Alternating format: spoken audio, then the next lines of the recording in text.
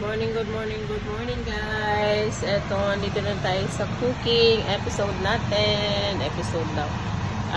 Sino alala nito guys, nagluluto tayo ngayon ng adobong puso ng saging. Sino ang may gusto niyan? Yan. Masarap to guys, adobong puso ng saging. Nilagyan ko ng konting baboy. Tapos, yan, sinisimmer ko siya. Matrabaho nga lang kasi paglilinis ng puso ng saging hindi madali. Madali lang actually, pero it takes time kasi tinatanggal mo pa yung parang yung blossom buds niya, yung matigas, kapukit.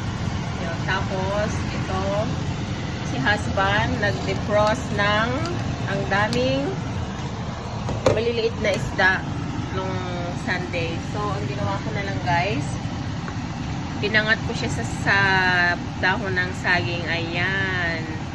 Sarap niyan guys. Sino ang nakakamiss niyan?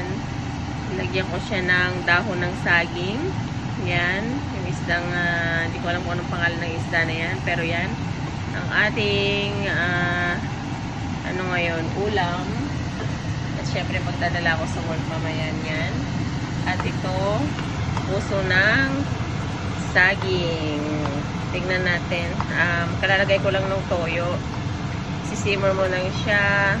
Tapos, hinatikman ko na kanina ang lasa.